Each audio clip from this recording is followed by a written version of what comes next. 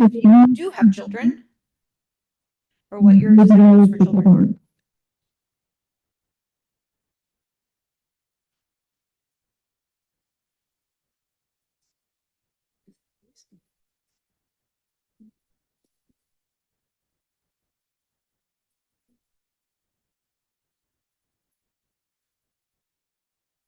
So looks like a good number of people in the room that do have kids, a good number of people that want kids but don't have them at this time. Some others that are still making a decision whether or not they don't want children in the future. So next question, if you do have children, at what point in your training did you have your children?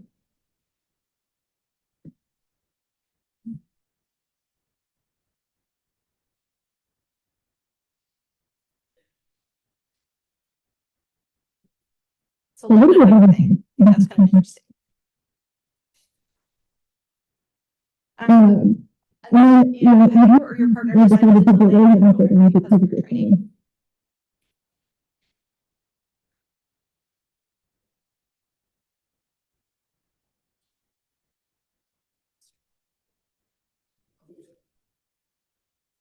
So interesting that about 60% or so are saying this. So a little bit more than half. So today, a couple of things I want to talk about is challenges that we face in surgical training and just medical training in general when it comes to planning families. Infertility and treatment options for infertility, barriers to childcare, increased risks for pregnancy and childbirth for surgical residents and staff. And then look at strategies that we can support family planning initiatives in the future. So does surgical training impact people's decision making for starting a family? And I think this is something that we should all care about. So, to start with, there are more women entering surgical training fields than ever before. Interestingly, there's actually a higher attrition for women in surgical fields. This is across all surgical subspecialties that doesn't actually go away with time. Historically, we've talked about a 20% attrition rate for general surgery trainees. But for men, as you can see in the graph, that tends to kind of level out as they gain more experience. But for women, it continues to decline, which I think is kind of interesting. In this particular study, they did note that of women entering training, more were likely to enter without having a partner. They suggested that some of this difference could potentially be related to childbearing and parenthood decisions. And so on that line, the timing of our training is really important from a biological standpoint here as well. So the average matriculating medical student starts school at about age 24. That's across the country from the AARC data. And so if you consider just the kind of shortest path possible to becoming a surgery attending, that puts you at graduating medical school at about age 28, starting your residency at that time, and then finishing residency at about age 33. Important factors here, though, are that several people decide to take additional years of training. So maybe getting an MPH or maybe doing some research years, doing a fellowship after training as well. And so that obviously can increase people's age by the time they're done with training. And from a biological consideration for women, that's particularly important because we know that as people get older, their natural fertility starts to decline. From this graph, the odds of a natural pregnancy within 12 months of trying really starts to decline at about age 30 to 34 and declines even further once you hit the age of 35. And kind of similarly up here, this is from national data from the U.S. Census Bureau. You can see that, the kind of highest time that people are having children is around ages 25 to 24. So just something to kind of keep in the back of our minds as we talk about this talk. In the survey results, looking at women and their decisions to delay childbearing, the average age for women to have their first birth is at about age 33, so that lines up perfectly with our timeline from before. And that's 10 years later than for the general public. The age of 35 is average for women who require some infertility services, so artificial reproductive technology and such, in order to have their first child. 32%, which is much higher than the national average across all specialties, of female surgeons report difficulty with fertility, and a vast majority of those end up using artificial reproductive technology in order to become pregnant. And thought it was interesting too. I found several studies that look at infertility rates across different surgical subspecialties. The highest three were actually ENT, followed by general surgery, and then orthopedic surgery. So that kind of leads us into talking about infertility, what the workup for that can look like, and what some of the management options are. And then we'll talk about why that's important in the context of surgical settings. So just out of curiosity for our audience, has anybody in this audience had to go through some infertility workup?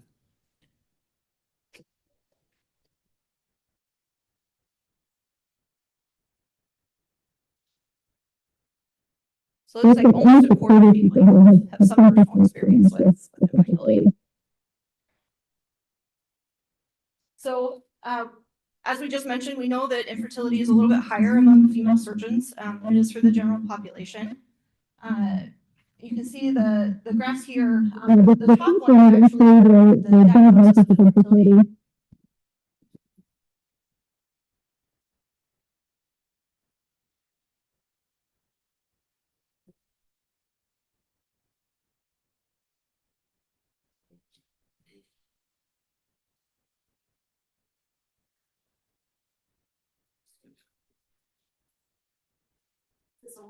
No, nope.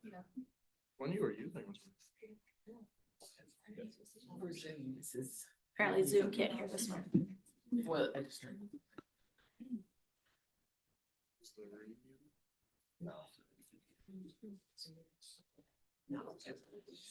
Just loud. Okay. Okay. Sorry. So the top graph shows what diagnoses female surgeons who. The top graph shows the diagnoses that female surgeons who've undergone infertility workup, what they commonly end up being diagnosed with. You'll see that unexplained infertility is the most common diagnosis for female surgeons, which is kind of an interesting diagnosis because it means that they've undergone workup and nobody could point to a specific cause of their infertility, but they have, been trying to conceive and have been unable to, and so they do end up getting the diagnosis of infertility. And then the bottom graph shows in blue female surgeons compared to in red the general population. So you can see that difficulty with fertility, taking part in fertility services and artificial reproductive technology are much, much more common in this population. So we're going to go over just some basics of the normal menstrual cycle, and this is important when we talk about workup for infertility because you're often looking at a couple of different things. And so, importantly, when you should seek evaluation for infertility, it depends a little bit on your age. As we talked about previously, over the age of 35, your fertility declines much more rapidly. And so the recommendation is actually that you seek workup at about 6 months of trying to conceive. And if you're younger than 35, then the recommendation is about 12 months. And so the normal menstrual cycle is in two parts. There's the follicular phase as the follicle is growing and developing. Then ovulation occurs, and then you enter the luteal phase, at which point, if you were to become pregnant, implantation would happen. And so there's different hormonal levels that are achieved at these different times, and so that's part of the workup is lab testing to make sure that your hormone production is kind of within the normal limits. And so for the female partner for infertility evaluation, there's both a detailed medical and gynecological history, as you would expect, as well as checking labs at different points in these cycles. So looking at things like progesterone, anti-Müllerian hormone, follicle stimulating hormone, estrogen levels, et cetera. Looking at thyroid function can also be really important for these patients as well. And then imaging, so doing transvaginal ultrasounds to look at follicle development, make sure that follicles are developing as expected, and then something called a histosalpingogram, which is a test that is used to look at the fallopian tubes to ensure that those are open, because problems in any of those steps can lead to infertility. And similarly for the male partner, a detailed medical history is very important, as well as semen analysis to look for male factor infertility.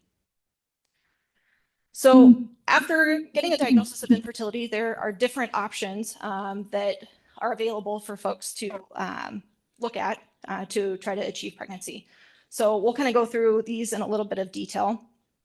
So ovulation induction is something that is important in a lot of these other things as well. So ovulation induction is often used by itself, but can also be used in conjunction with IUI or IVF. So what this is using medications to try to stimulate follicular development. Sometimes the medications can lead to development of multiple follicles. So sometimes there's an increased risk of multiple gestation. And then alongside this, there's often lab testing to kind of monitor hormones throughout the cycle, as well as ultrasounds to make sure the follicles are developing as expected. And then that'll kind of help your healthcare provider determine when the most appropriate time to try to achieve pregnancy is. And often you will end up using a like beta HCG trigger shot to induce ovulation to kind of work on that timing. And that will help if you're doing additional medical procedures, kind of make sure that the timing works out for all of that. Pregnancy rates for ovulation induction by itself are about 15% per cycle. But as I meant, we'll go over side effects of that first, and then we'll kind of go on to the other things. So some of these things are fairly minor. So things like fatigue, nausea, abdominal discomfort is a little bit more pronounced than a normal menstrual cycle. But there are kind of more significant or severe side effects to this too, particularly if you're doing it for egg retrieval or IVF, because you're on much higher doses of these medications.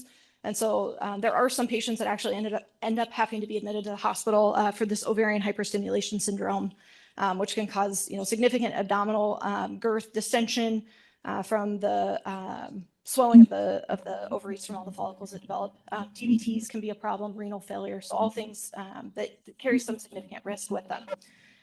And as I mentioned, some do end up needing to be hospitalized for that. So the first is intrauterine insemination, which again, you often undergo the ovulation induction as part of this. And then with the timing, you end up having either donor sperm or sperm from a partner that is kind of optimized to try to achieve pregnancy and injected directly into the uterus. The pregnancy rates for this are about 13% per cycle. And a reason that this is often kind of the first step in an appropriate patient is that it's much less invasive and much cheaper overall than some of the other options. And so a lot of patients will undergo 3 to 4 cycles of IUI before moving on to something like IVF.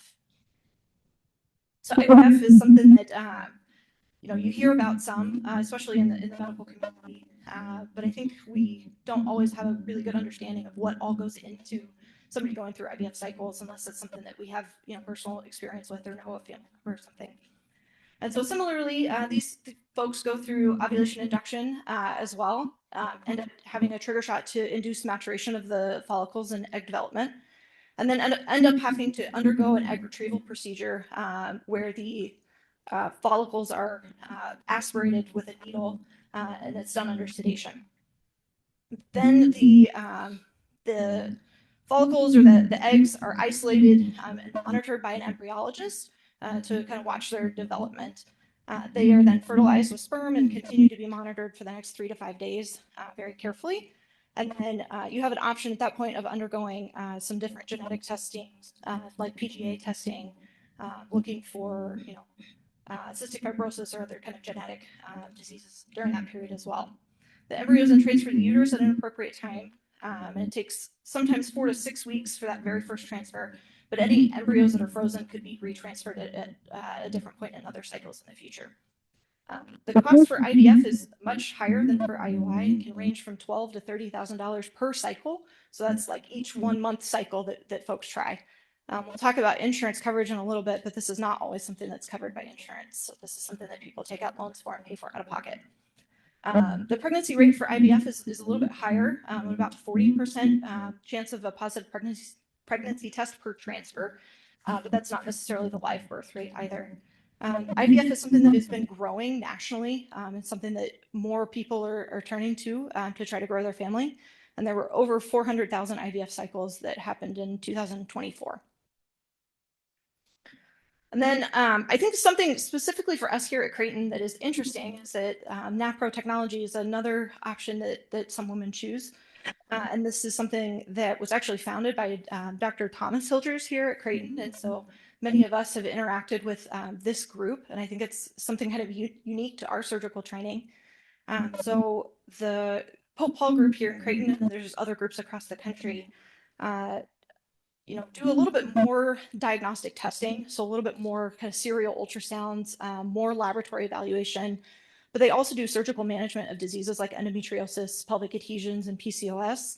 And they, in their data, suggest a cumulative live birth rate of about 70% over a 2-year period. And that's true both here, at the Pope Hall group, but also true in groups in Ireland and other areas across the world. So something that I think is a little bit unique to us as surgery residents is, many of us have been called into the room to help out with resection of bowel or lesions on the diaphragm, things like that. And so, as I mentioned, insurance coverage is very variable. It's different per state. There's another slide later in this talk where I'll show you kind of a map of what the state requirements are for coverage for infertility and some of these medical options. Of note, I think relevant to us is the insurance that is offered through Creighton University will pay for some of the diagnostic workup, but will not pay for any of the medications or actual treatment for some of this. And of insurance companies that do end up covering things like IVF, they often have kind of a lifetime cap of about $15,000 to $20,000, which, as you saw, doesn't necessarily cover the total cost of any of this. I think the other important thing, especially for us and our schedules, is the time involvement. So there's a lot of monitoring that happens with each of these cycles to go in and have multiple ultrasounds or multiple lab draws to get that scheduled, around kind of your workday can be a little bit challenging. And then especially with some of the kind of higher dose ovulation induction, it's can be kind of significant hormonal variations that can cause a lot of fatigue and other things that can make, doing your normal life things a little bit more challenging. And I think the other thing that's really important to talk about is the emotional burden and the stigma that's associated with a lot of infertility. It's not something that's often talked about, but it can be a significant emotional drain for the partners as they're going through this. And so other things that I think are relevant for us to talk about too are other ways of growing your family and kind of other things that are associated with this. And so one of those is egg freezing or embryo freezing. That's something that I heard about a little bit as a medical student. And I felt like it was just kind of casually mentioned as like, oh, well, it's something you can do. Because it's often discussed for folks in high demand careers, and it's also discussed for folks who anticipate future fertility difficulties. So somebody that's, say, undergoing chemotherapy, like one of our oncology patients. And so I think knowing a little bit about this can be important for there. So very similar to IVF, you still undergo ovulation induction and then egg retrieval. The eggs are typically frozen until a time that the person is wishing to try to achieve pregnancy, at which time they would be fertilized. Most people that undergo egg freezing will undergo about 2 retrieval cycles, and then about when it comes time to thaw the eggs and try to achieve pregnancy, about 80% of eggs will survive the thaw, and a vast majority of those are able to be fertilized. So the transfer rate for a successful pregnancy is about 35%, which is very, very similar to the success rates with IVF. And just a graph of the different costs for all of these things. Egg donation is if you are getting eggs from somebody else, that costs a little bit more. But you can see kind of the average costs here as well. So the other options, if the options we've mentioned haven't worked for you or aren't something that you're amenable to or are able to pursue, surrogacy is something that does come up. And so for surrogacy or just having a gestational carrier, you often require 2 separate individuals, one to carry the pregnancy and one to donate the eggs. The intended parents can be a variety of different people. About half of intended parents that choose surrogacy have an infertility diagnosis. About a third of them have diminished ovarian reserve, which is often associated with advanced maternal age. And another third tend to have male factor infertility for different reasons. There's a small percent that have infertility for other reasons, like having had a hysterectomy or having things like Asherman syndrome that would prohibit them from being able to carry a pregnancy. About 10% reported advanced maternal age with an age over 44 years. And then about 10% of parents have no female partners, so either male same-sex couples or single males who desire to have a family. And I think this was really notable because one of the recent Olympic gold medal winners, her father had chosen surrogacy. And that was how she came to be and is now the gold medalist. This is something that often has some international implications as well. And so one of the things to be kind of cognizant of is ensuring that there's no coercion for the women that are becoming the gestational carriers. So this is something that has come up in India recently. I saw several news articles about just making sure that this is something that women are choosing to pursue. And then the legal process can be somewhat confusing too. So surrogacy was the most expensive option that I saw in going through this, where the cost can range anywhere from about $100,000 to over $200,000. Some of that is because of the surrogacy fees and the agency that you work with. The gestational carrier is usually paid about $35,000 for their help and support. And they often have to undergo, medical testing and whatnot to ensure that they could carry a pregnancy to term and not compromise their own health. Often the intended parents help pay for the medical insurance for the gestational carrier and can sometimes be asked to help pay for other things like maternity clothing or loss of wages when they're out of work for childbirth and whatnot. Sometimes there's significant travel expenses, and then you often have to pay either for the egg or sperm donation as well, and so those costs can all start to add up. And then these pregnancies are also achieved using IVF, and so you have some of the costs of IVF that are part of this kind of large sum of money as well. And the other really interesting thing is the legal fees, and this is very state dependent too. There's not a national consensus on a lot of this. And so paying for an attorney to make sure that the parental rights get transferred appropriately and that the gestational carrier doesn't kind of fight the rights of the intended parents and all that. So there's a lot of kind of legal aspects that are involved in this part.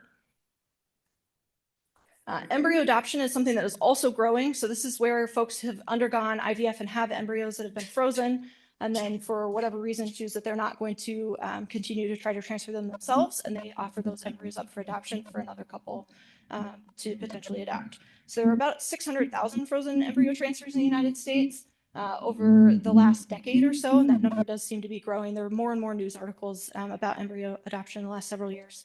Cost is a little bit cheaper than IVF because you don't have to undergo the medical aspect of it in terms of egg donation and all of that part. And so it's really just the cost of the transfer. And then interestingly, there are no real legal kind of set laws, I guess, across the country for how embryo adoption works. The embryos are actually transferred as personal property. And so it makes the parental rights aspect of it a little bit less confusing on the other end, but something that I found kind of interesting. And then, adoption and foster care are very viable options for growing a family as well. Though there is quite a bit of work that goes into this as well. And so to become a foster parent, I looked specifically at Nebraska. This is going to vary state by state, but there are similar requirements across different states. So understandably, having a background check to make sure it'd be a safe home for a child. The foster parents have to undergo a home study and a lot of kind of required education and multiple check-ins with social services to make sure that they are able to provide a safe environment for these children. A lot of times when you're talking about foster care, there can be a lot of trauma involved as well. So ensuring that the foster parents are aware of and able to help the child kind of mitigate some of those traumatic situations is very, very important. The overall goal of foster care is to reunite children with their biological parents. But sometimes that is deemed, not possible, or the biological parents choose to give up their parental rights, at which time those children are eligible for adoption. And so that is a route that many people will take to try to adopt children. It tends to be a little bit cheaper to go the foster to adopt route rather than through a private adoption. But there is a lot more kind of emotional toll, I think, both for the children and for the potential families. But most states offer a lot of support both for parents and children kind of going through this process. And private adoption, as I mentioned, tends to be a little bit more expensive than foster to adopt as an option. You undergo a lot of the same kind of background checks and workups to ensure that it would be a safe home for children. You undergo the home study, which is state dependent how long that is kind of good for. And so in Nebraska, I think it's like 1 to 2 years, or in Nebraska, sorry, I think it's 1 year, but in a lot of other places, it might be good for up to 2 years. The placement can often take 1 to 2 years, so you might have to undergo multiple home studies to kind of stay approved through this process. Different types of adoption, I think that's something that is really important to consider. Closed adoption where the child has no, contact with their biological parents, to open adoption where you have kind of scheduled times to meet around holidays and birthdays often, and the child has a long-term relationship with their biological parents, and then a lot of different options somewhere between. In looking at one of the largest groups in Nebraska that kind of helps foster private adoption, The post-placement support fee is about 15% of the family's gross income, and they cap that at $200,000. So for most physicians, that's going to cost $30,000 plus the cost of, the home studies and other, background checks and fees and such. And so just to, again, know a little bit more about our audience, has anyone used any of these artificial reproductive technologies to try to grow your family?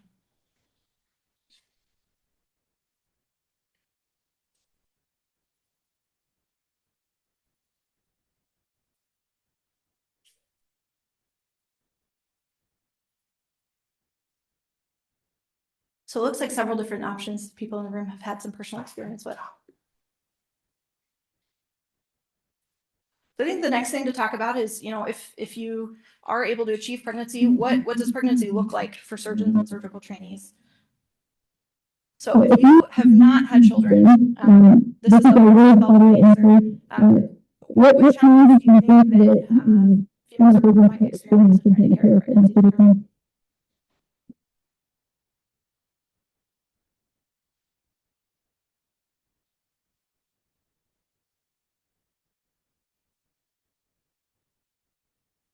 I don't know if it's working or people are just thinking.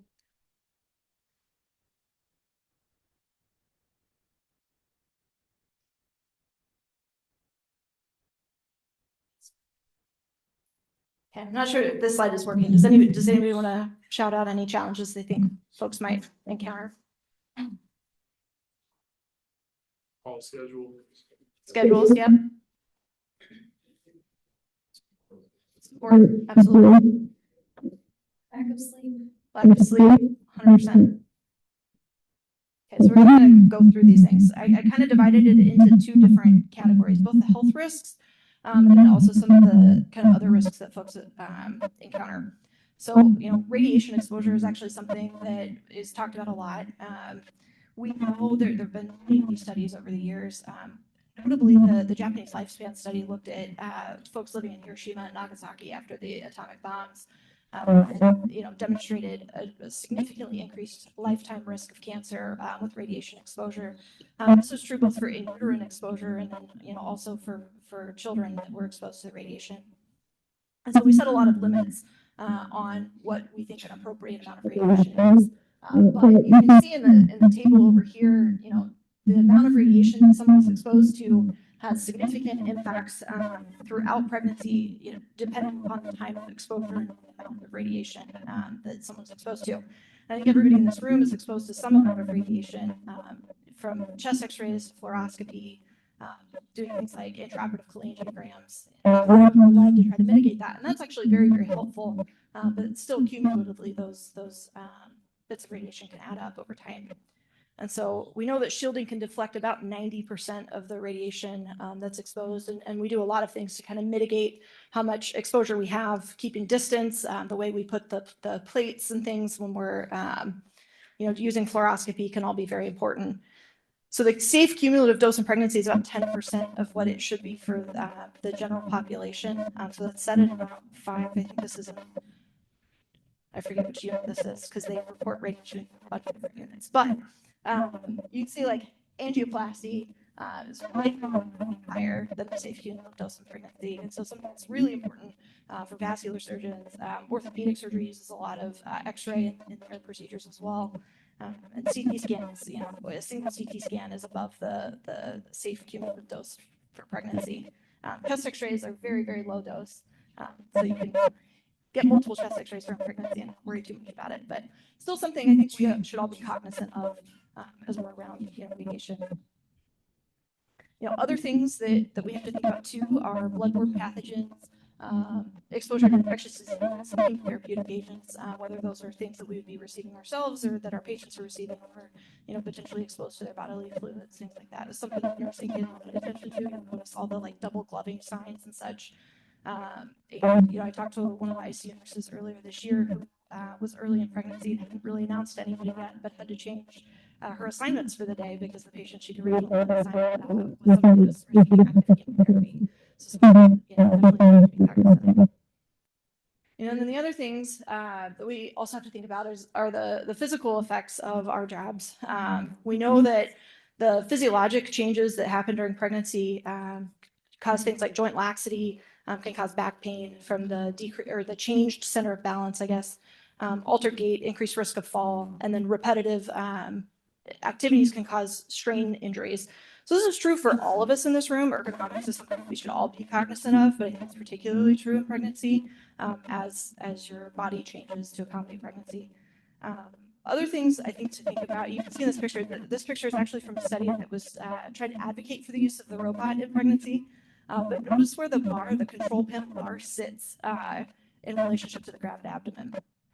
And so some of those kind of ergonomic changes are things that, we should all be aware of and support our colleagues if this is something that they're undergoing. And so we also know that some of these physical challenges significantly relate to burnout, injury, fatigue, and chronic pain that can last even well beyond the pregnancy. And then working long hours is something that is a really big topic. We know that on average, physicians work more than the public. This graph is actually from a paper that looked at the increased risk of ischemic cardiovascular events that folks that work more than 55 hours a week, which is most of us in this room, we have an increased risk of stroke later in the future just from their work hours, which I found very interesting. Yeah. We also know that surgeons in the United States work or operate for about 16 hours a week, and that has some health implications we'll talk about here in a minute. But overall, working long hours, working inconsistent schedules, overnight calls, things like that can really impact your sleep schedule, which can also kind of lead to hormonal irregularities and menstrual cycle irregularities that can both make achieving pregnancy harder, but can also put you at higher risk if you do become pregnant. Put you at higher risk of things like preterm birth, gestational hypertension, miscarriage. And we know that every 1 hour increase in work across the week, there's a 1% increased risk of a major obstetrical complication. So this study actually looked at medical residents versus surgical residents and risks of kind of major gestational complications, looking at things like miscarriage, preterm labor, placental eruptions, gestational diabetes, preeclampsia, all pretty significant things that require medical intervention. We found that operating 8 hours a week or taking 6 nights of call put people at significantly greater risk of a lot of these things, including miscarriage.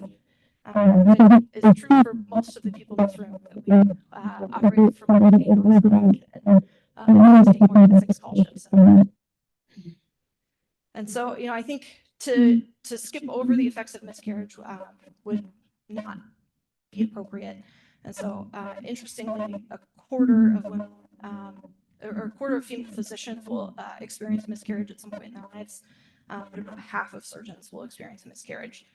It's associated with both short and long-term psychological stress, increasing risks of depression, anxiety, and grief. Several studies have shown that the grief associated with the miscarriage is identical to the grief associated with the loss of another first-degree relative, so like a parent, sibling, or child.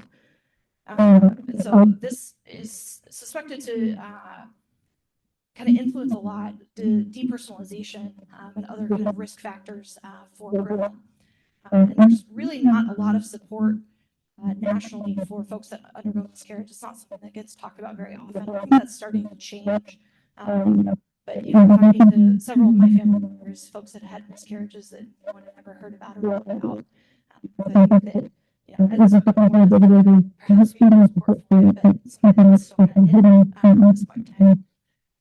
And I found this is from a study of female surgeons. This graph actually got kind of upset. This is the amount of time that women took off after a miscarriage based on gestational age. The blue color here is that they took 0 days off at all.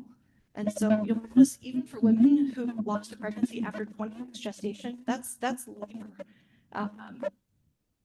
Almost 20% didn't take even a single day off, which I found just wild. And almost half didn't take more than a week off. And so I mean that's full on labor birth that they're continuing to work and not take any time off. And so then the professional risks and kind of support around that.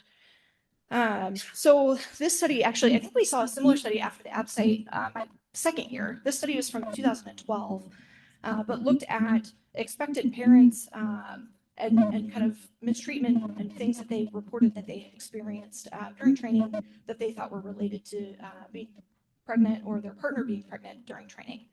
And so trainees, both male and female, reported that they felt that they'd been mistreated due to their parenting status. Female residents reported to a significant degree that they were discouraged from having children during residency, so about 25%. They felt like they got negative reactions from their coworkers or from the program, so that they found often discouraging. And then, over time, they thought that a lot of those things had been improving. A separate study that's not on the slide, the graph. So people are thinking these kind of negative perceptions are improving over time, but they're still, significant there. More than 67% of survey respondents to this one study had reported, large amount of negative stigma around having children during pregnancy, or children during training. Sorry. So I'm just curious, folks in this room, have you ever been subjected to, hearing negative information about having children during pregnancy? Is it something that you experience yourself, or you just overheard somebody else?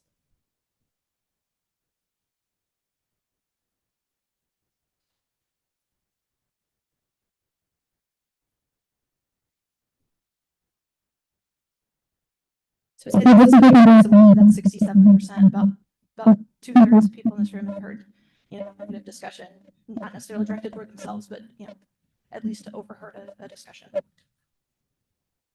And then, it talks too about kind of what the impact of having children during training specifically would be on your career.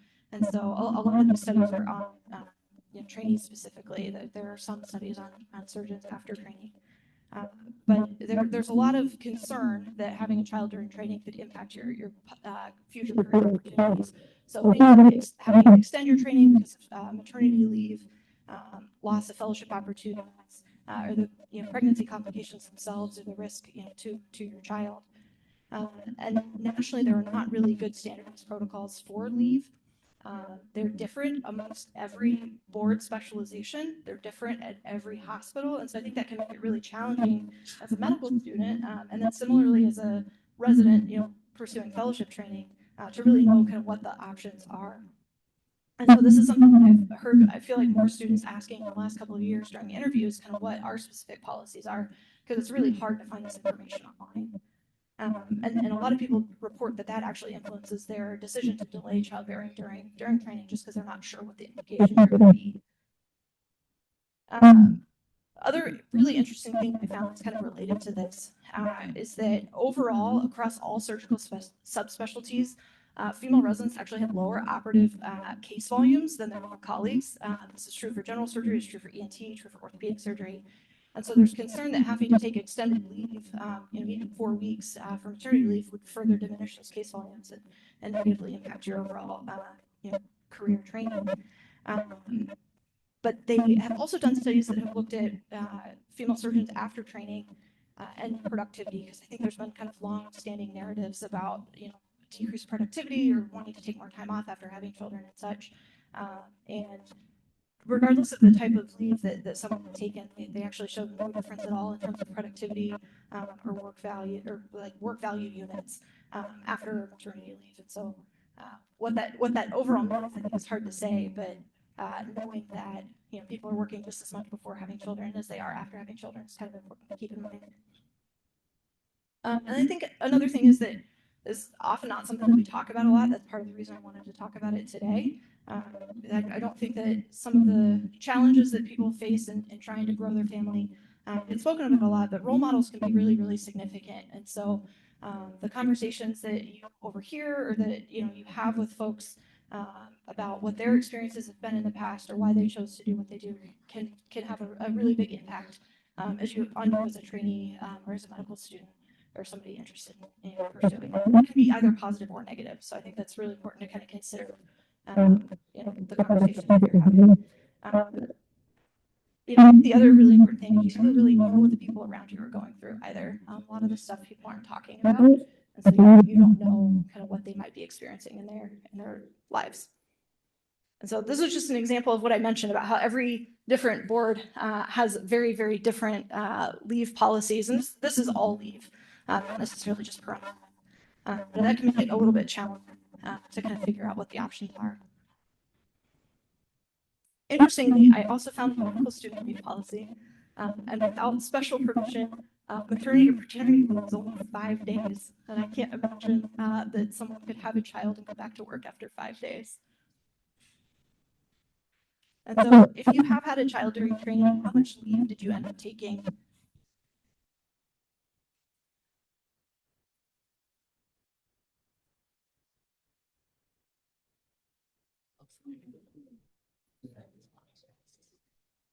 I'm not surprised by this, but something to keep in mind, you know, how long do we give people lifting restrictions after surgery?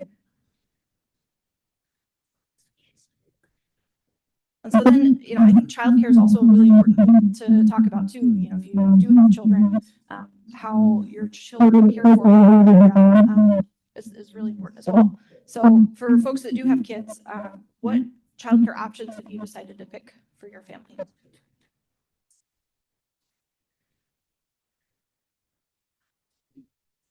This is obviously dependent upon age. After school care is not going to be available for an infant, but very important nonetheless.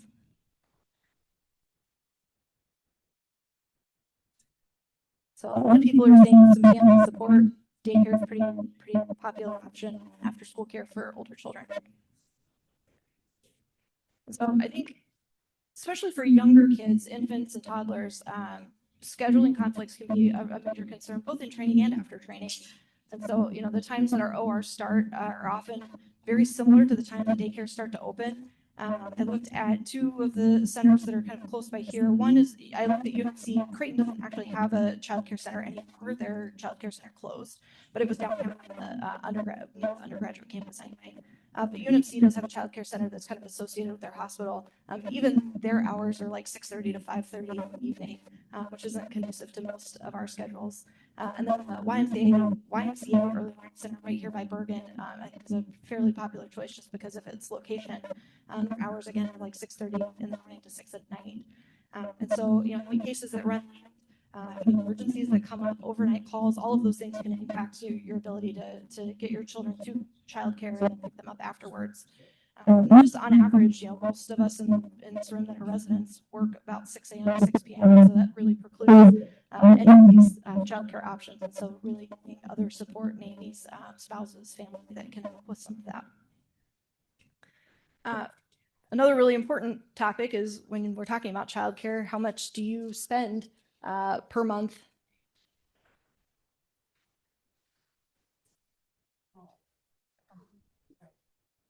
Yeah, the conclusion is a lot of money, but it's going to be really variable on the age of your kids and childcare options you're picking. Yeah, several $1,000s for most people.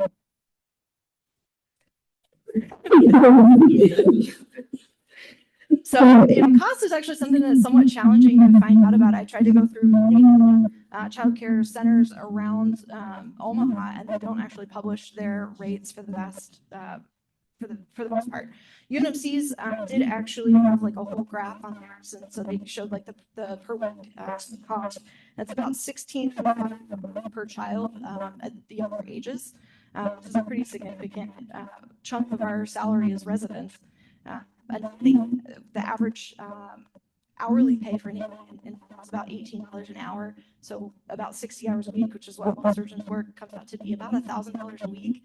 Over the course of the month, you can't afford that on my salary. Like, you cannot do that. And so across the country, you know, you really see that there are, you know, pretty significant costs associated with childcare, but then it depends on where you live too, or how you live and what the options are. And so, you know, I think this ends up becoming really relevant, you know, what your family structure looks like. If you have a working spouse, what your working spouse's hours are, you know, if you have family, they're close by, etc.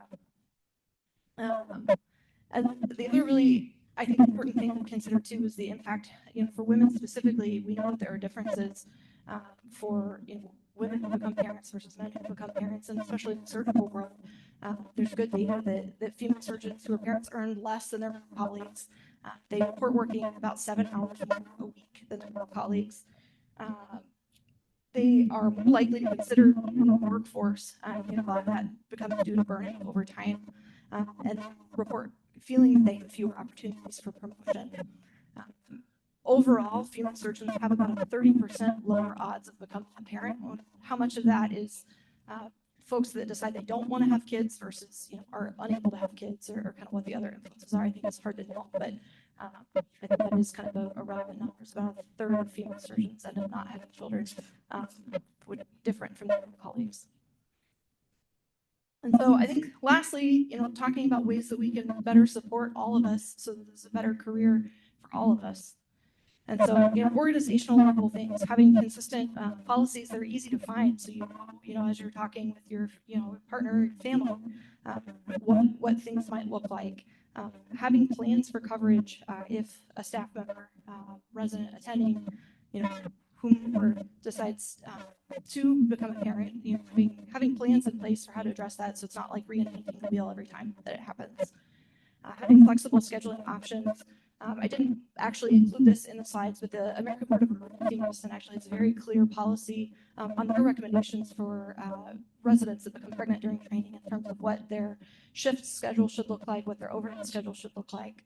And then I think insurance coverage and kind of what your institutional policy options are for fertility treatment, I think is important. So this is the map that I was talking about earlier. That shows kind of what the requirements are by state. Nebraska really doesn't have any requirement whatsoever, but there are some states that require IVF coverage. There are some states that require coverage for things like egg freezing. Some states that require coverage for other infertility workup. But it's really very, very different based on where you live.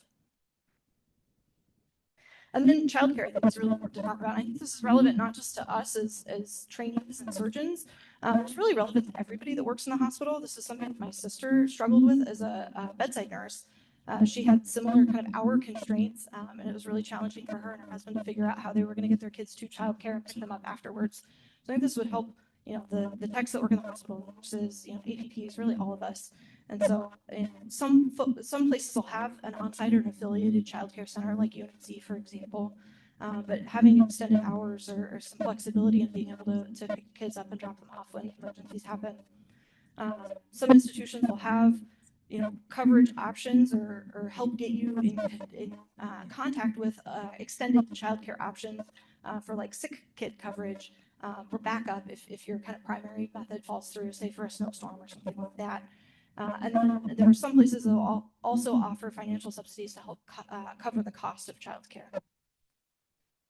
And then culture, communicating openly about a lot of these things would decrease some of the stigma that some of us in this room have experienced and report, seeing other people experiencing. So having policies in place for things like fertility treatment, leave, lactation, childcare, et cetera, I think can be a really good support. And then mentorship, like we talked about role models earlier. I think the people that you work with and look up to and hearing about their experiences can have a really significant impact. And then, safety standards. So we talked about, being cognizant of ergonomics. We talked some about schedule adjustments, like the American Board of Emergency Medicine requirements. Are there ways that we could introduce that in the surgical world without limiting our training or negatively impacting our training?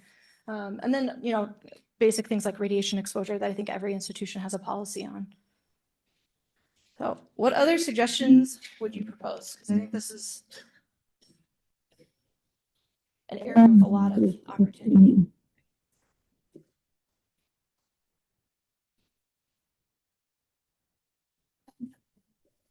I don't know if that's a viable option. Yeah.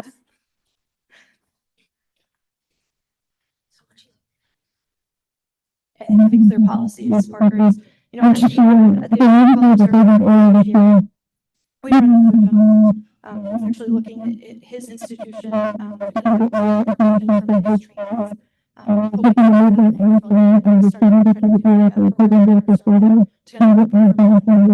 better data on a national level. So I think that's really helpful.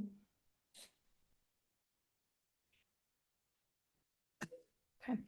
So just overall takeaways, I think some of the important things that we've talked about is how fertility declines during the typical surgical training timeline. The rates of infertility that female surgeons experience and some of the other kind of things that they have to think about in terms of pregnancy and health risks and whatnot. And then, policy changes that can help mitigate some of these kind of structural barriers that exist. So I have a lot of references. March, interestingly, is Endometriosis Awareness Month, which I thought was kind of interesting that this talk just happened to line up with that. It was not intentional. And this slide, I just wanted to say a huge thank you to my friends and family who have been very supportive over the last 2.5 years. This has been something that I've personally been dealing with. There's a lot of people in this room that have been very supportive as well. So I just wanted to say thank you for your support.